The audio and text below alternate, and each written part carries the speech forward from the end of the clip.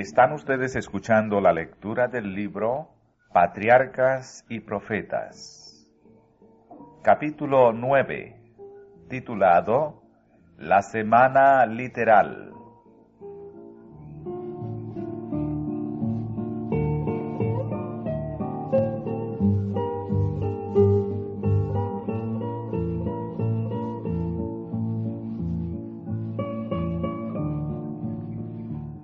Así como el sábado, la semana se originó al tiempo de la creación y fue conservada y transmitida a nosotros a través de la historia bíblica. Dios mismo dio la primera semana como modelo de las subsiguientes hasta el fin de los tiempos. Como las demás, consistió en 7 días literales. Se emplearon 6 días en la obra de la creación, y en el séptimo Dios reposó, y luego bendijo ese día, y lo puso aparte como día de descanso para el hombre.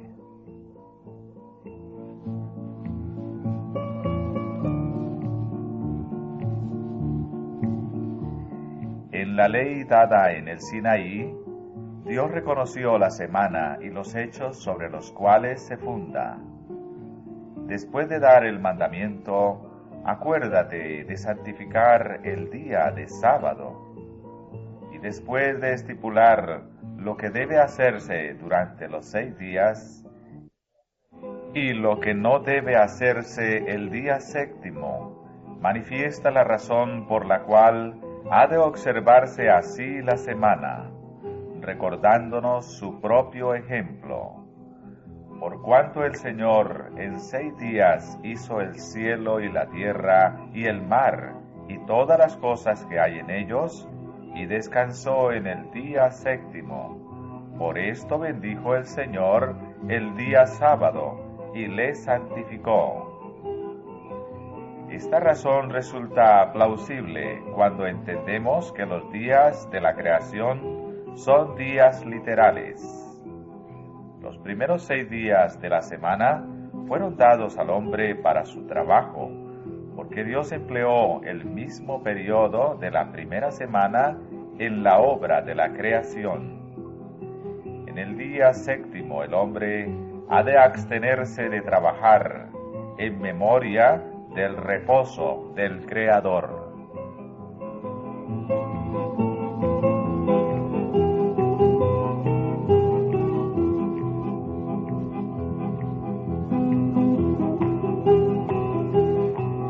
Pero la suposición de que los acontecimientos de la primera semana requirieron miles y miles de años ataca directamente los fundamentos del cuarto mandamiento. Representa al Creador como si estuviese ordenando a los hombres que observaran la semana de días literales en memoria de largos e indefinidos periodos. Esto es distinto del método que Él usa en su relación con sus criaturas. Hace oscuro e indefinido lo que Él ha hecho muy claro. Es incredulidad en la forma más insidiosa y, por lo tanto, más peligrosa. Su verdadero carácter está disfrazado de tal manera que la sostienen y enseñan muchos que dicen creer en la Sagrada Escritura.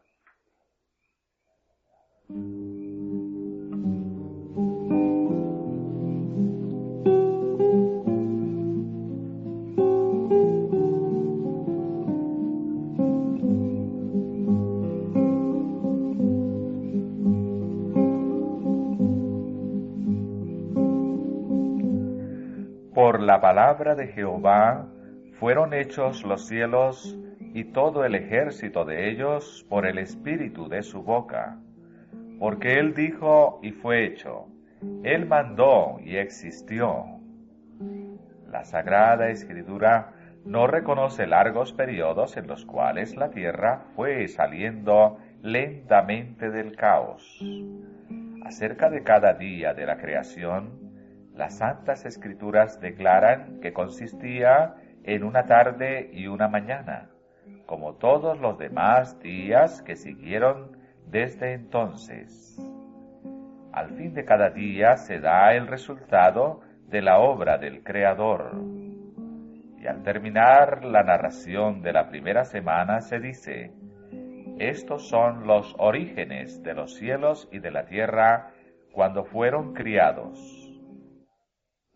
Pero esto no implica que los días de la creación fueron algo más que días literales. Cada día se llama un origen porque Dios originó o produjo en él una parte nueva de su obra.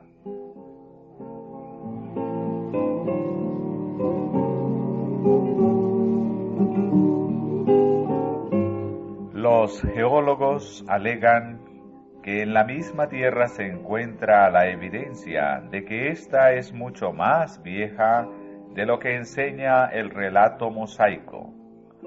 Han descubierto huesos de seres humanos y de animales, así como también instrumentos bélicos, árboles petrificados, etc., mucho mayores que los que existen hoy día, o que hayan existido durante miles de años, y de esto infieren que la tierra estaba poblada mucho tiempo antes de la semana de la creación, de la cual nos habla la Escritura, y por una raza de seres de tamaño muy superior al de cualquier hombre de la actualidad. Semejante razonamiento ha llevado a muchos que aseveran creer en la Sagrada Escritura a aceptar la idea de que los días de la creación fueron periodos largos e indefinidos.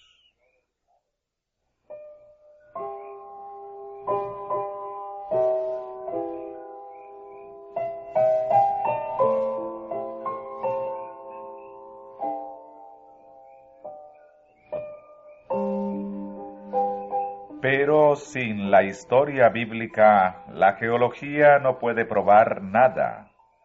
Los que razonan con tanta seguridad acerca de sus descubrimientos no tienen una noción adecuada del tamaño de los hombres, los animales y los árboles antediluvianos, ni de los grandes cambios que ocurrieron en aquel entonces. Los vestigios que se encuentran en la tierra dan evidencia de condiciones que en muchos respectos eran muy diferentes de las actuales. Pero el tiempo en que estas condiciones imperaron sólo puede saberse mediante la Sagrada Escritura. En la historia del diluvio, la inspiración divina ha explicado lo que la geología sola jamás podría desentrañar. En los días de Noé, hombres, animales y árboles de un tamaño muchas veces mayor que el de los que existen actualmente fueron sepultados y de esa manera preservados para probar a las generaciones subsiguientes que los antediluvianos perecieron por un diluvio. Dios quiso que el descubrimiento de estas cosas estableciese la fe de los hombres en la historia sagrada. Pero estos, con su vano raciocinio, caen en el mismo error en que cayeron los antediluvianos, al usar mal las cosas que Dios les dio para su beneficio, las tornan en maldición.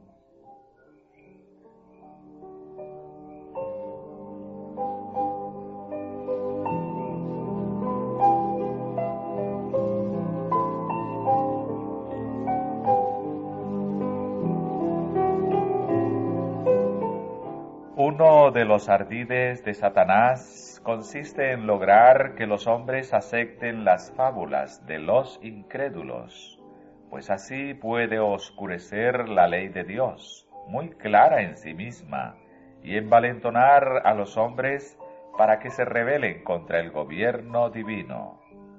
Sus esfuerzos van dirigidos especialmente contra el cuarto mandamiento, porque éste señala tan claramente al Dios vivo, creador del cielo y de la tierra.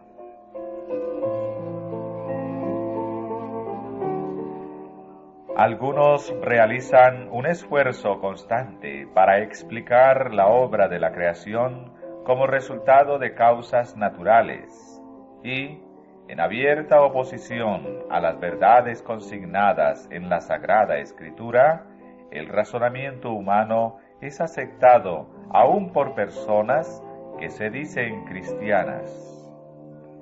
Hay quienes se oponen al estudio e investigación de las profecías, especialmente las de Daniel y del Apocalipsis, diciendo que éstas son tan oscuras que no las podemos comprender. No obstante, estas mismas personas reciben ansiosamente las suposiciones de los geólogos que están en contradicción con el relato de Moisés. Pero si lo que Dios ha revelado es tan difícil de comprender, cuán ilógico es aceptar meras suposiciones en lo que se refiere a cosas que Él no ha revelado.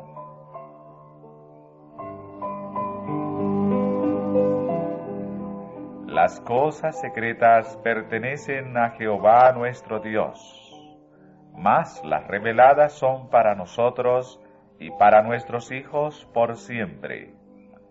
Nunca reveló Dios al hombre la manera precisa en que llevó a cabo la obra de la creación.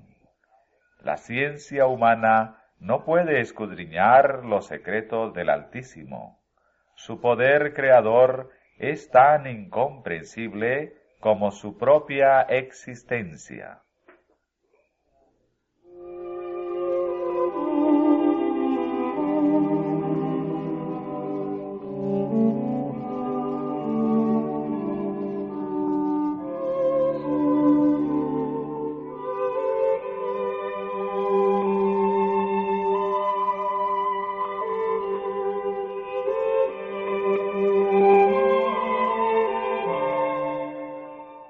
Dios ha permitido que raudales de luz se derramasen sobre el mundo, tanto en las ciencias como en las artes.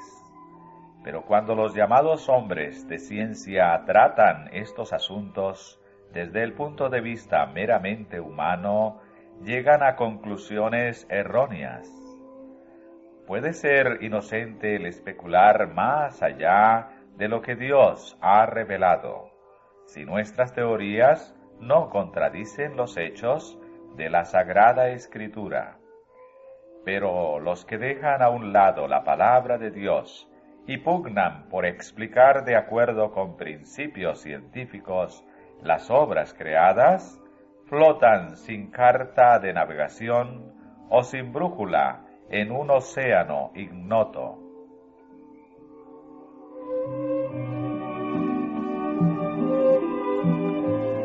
Aún los cerebros más notables, si en sus investigaciones no son dirigidos por la palabra de Dios, se confunden en sus esfuerzos por delinear las relaciones de la ciencia y la revelación. Debido a que el Creador y sus obras les resultan tan incomprensibles que se ven incapacitados para explicarlos mediante las leyes naturales, consideran la historia bíblica como algo indigno de confianza. Los que dudan de la certeza de los relatos del Antiguo Testamento y del Nuevo serán inducidos a dar un paso más y a dudar de la existencia de Dios, y luego, habiendo perdido sus anclas, se verán entregados a su propia suerte, para encallar finalmente en las rocas de la incredulidad.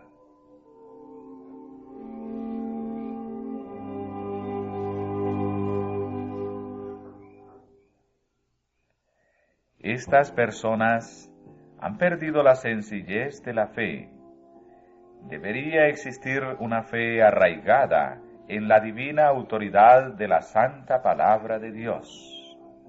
La Sagrada Escritura no se ha de juzgar de acuerdo con las ideas científicas de los hombres.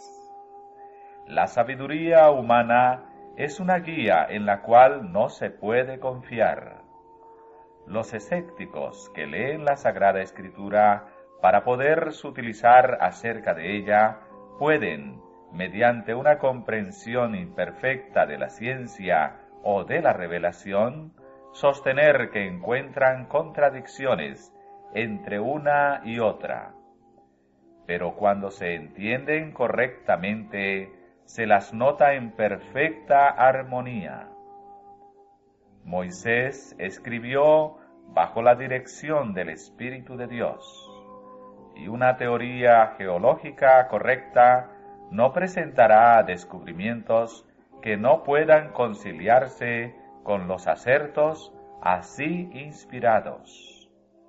Toda verdad, ya sea en la naturaleza o en la revelación, es consecuente consigo misma en todas sus manifestaciones.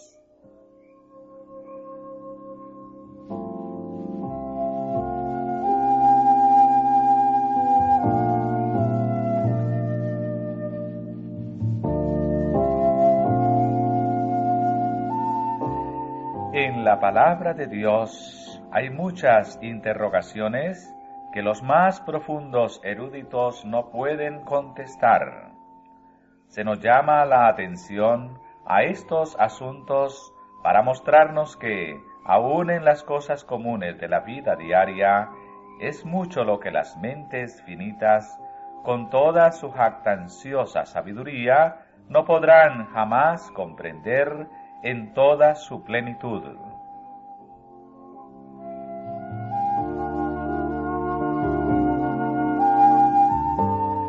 Sin embargo, los hombres de ciencia creen que ellos pueden comprender la sabiduría de Dios, lo que Él ha hecho y lo que puede hacer. Se ha generalizado mucho la idea de que Dios está restringido por sus propias leyes. Los hombres niegan o pasan por alto su existencia o piensan que pueden explicarlo todo, aún la acción de su espíritu sobre el corazón humano, y ya no reverencian su nombre ni temen su poder. No comprendiendo las leyes de Dios, ni el poder infinito de Él para hacer efectiva su voluntad mediante ellas, no creen en lo sobrenatural. Comúnmente la expresión leyes de la naturaleza abarca lo que el hombre ha podido descubrir acerca de las leyes que gobiernan el mundo físico. Pero cuán limitada es la sabiduría del hombre y cuán vasto el campo en el cual el Creador puede obrar en armonía con sus propias leyes y sin embargo enteramente más allá de la comprensión de los seres finitos.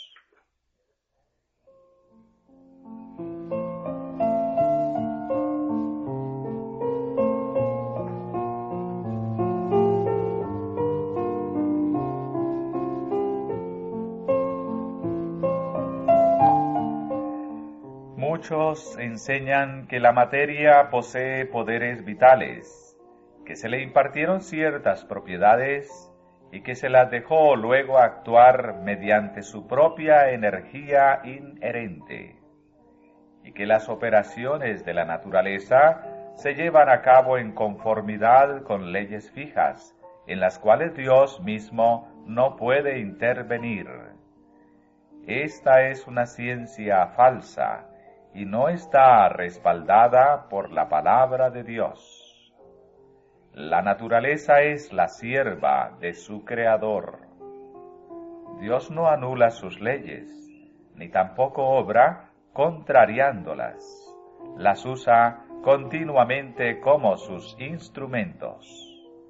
La naturaleza atestigua que hay una inteligencia, una presencia y una energía activa que obra dentro de sus leyes y mediante ellas. Existe en la naturaleza la acción del Padre y del Hijo. Cristo dice: mi Padre hasta ahora obra y yo obro.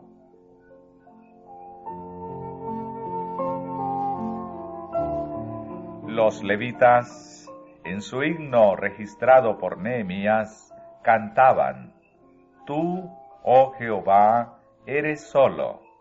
Tú hiciste los cielos, y los cielos de los cielos, y toda su milicia, la tierra y todo lo que está en ella.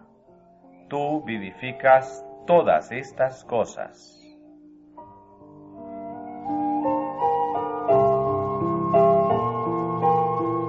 En cuanto se refiere a este mundo, la obra de la creación de Dios está terminada, pues fueron acabadas las obras desde el principio del mundo.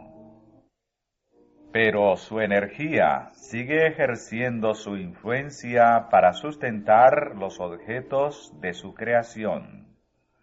Una palpitación no sigue a la otra, y un hálito al otro, porque el mecanismo que una vez se puso en marcha continúe accionando por su propia energía inherente, sino que todo hálito, toda palpitación del corazón es una evidencia del completo cuidado que tiene de todo lo creado aquel en quien vivimos y nos movemos y somos. No es en virtud de alguna fuerza inherente que año tras año la tierra produce sus abundantes cosechas y que continúa su movimiento alrededor del sol. La mano de Dios dirige los planetas y los mantiene en su puesto, en su ordenada marcha a través de los cielos. Él saca por cuenta su ejército, a todas llama por sus nombres, ninguna faltará. Tal es la grandeza de su fuerza, y su poder y virtud. En virtud de su poder, la vegetación florece. Aparecen las hojas y las flores se abren. Es Él quien hace a los montes producir hierba. Por su poder, los valles se fertilizan. Todas las bestias de los bosques piden a Dios su alimento, y toda criatura viviente, desde el diminuto insecto hasta el hombre, dependen diariamente de su divina providencia. Según las hermosas palabras del salmista, todos ellos esperan en ti, para que les des su comida a su tiempo. Les das, recogen. Abres tu mano, hártanse de bien. Su palabra controla los elementos. Él cubre los cielos de nubes y prepara la lluvia para la tierra. Él da la nieve como lana, derrama la escarcha como ceniza. A su voz se da muchedumbre de aguas en el cielo, y hace subir las nubes de lo postrero de la tierra. Hace los relámpagos con la lluvia, y saca el viento de sus depósitos.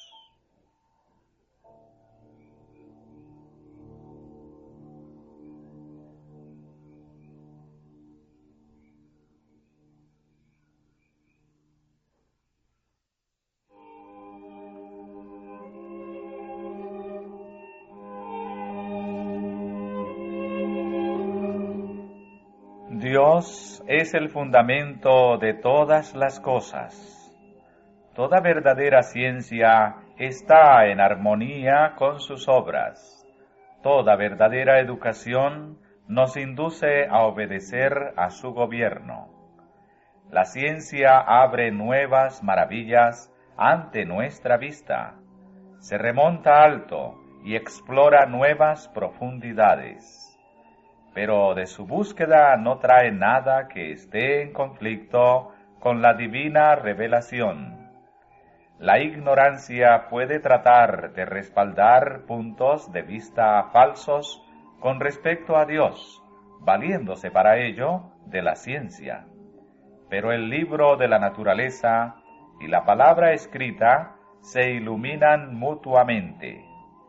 De esa manera, somos inducidos a adorar al Creador y confiar con inteligencia en su palabra.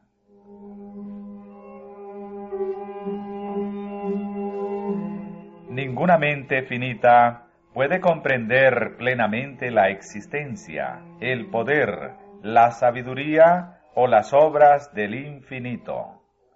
El escritor sagrado dice: ¿alcanzarás tú el rastro de Dios? ¿Llegarás tú a la perfección del Todopoderoso? Es más alto que los cielos. ¿Qué harás? Es más profundo que el infierno. ¿Cómo lo conocerás? Su dimensión es más larga que la tierra y más ancha que la mar. Los intelectos más poderosos de la tierra no pueden comprender a Dios.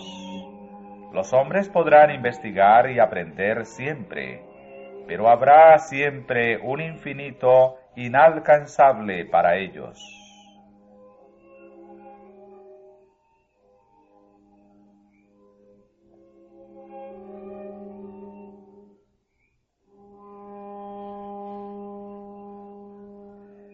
Sin embargo, las obras de la creación dan testimonio de la grandeza y el poder de Dios. Los cielos cuentan la gloria de Dios, y la expansión denuncia la obra de sus manos. Los que reciben la palabra escrita como su consejera encontrarán en la ciencia un auxiliar para comprender a Dios. Porque las cosas invisibles de Él, su eterna potencia y divinidad, se echan de ver desde la creación del mundo, siendo entendidas por las cosas que son hechas.